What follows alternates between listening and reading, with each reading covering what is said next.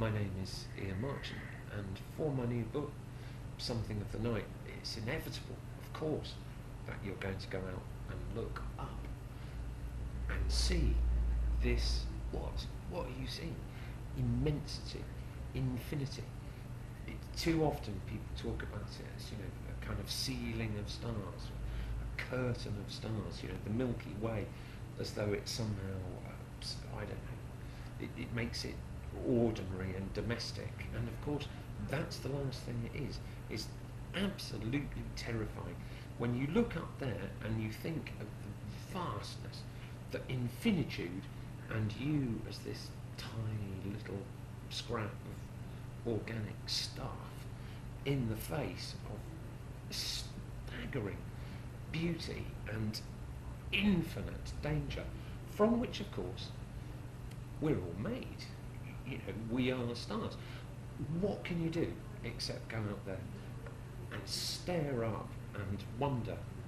And similarly with my interest in nature, I go out there and I look up in the sky and I go, wow, man, without necessarily going, oh look, it's Aldebaran 15, it's a red giant, it's somehow that kind of was never my thing.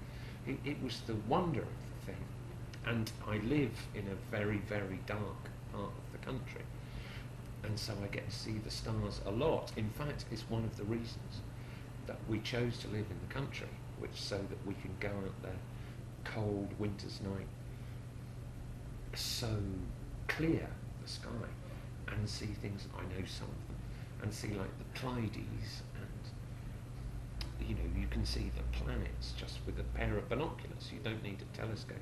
You can go out and see what Galileo saw. You can see Jupiter's moons, or you can just turn a pair of binoculars on the moon and see what remarkable thing that is. And where I live, one of my neighbours essentially turned his binoculars onto the moon and said, oh look, it's covered in craters, and so it must be being hit by meteorites all the time.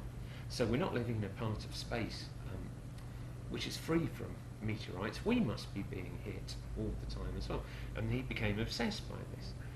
And so the best known one is the CT event, the CT boundary event, where the big bugger comes in and wipes out the dinosaurs, probably. But every 500 years or so, there's a big meteor strike. The night sky reminds us that it isn't safe, but it's very, very, very dangerous indeed. And he runs a thing called Space Guard Centre, and it's up on a hill in mid-Wales, because once it was the Powys County Observatory.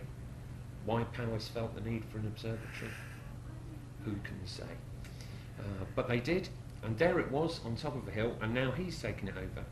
And he watches for meteors coming in, meteorites coming in, and points out that actually all you need is a fairly small one, something like Tunguska, which is the big one that went over Siberia and knocked out hundreds of thousands of square miles of forest. You just need something like that coming in over a city, do immense damage that could take down our communications, that would severely damage our way of life, as well as killing millions of people. And he says all we've got to do is look for them. They're there, and they need mapping. So this guy sits on top of a hill mapping the incoming space waste, keeping us safe at night. And when I went to talk to him, he's smoking a pipe like this, and I'm smoking fags. But the fact that he was smoking a pipe, I don't know, it made me feel kind of secure. It's a bit like your granddad, I'll keep you safe, boy.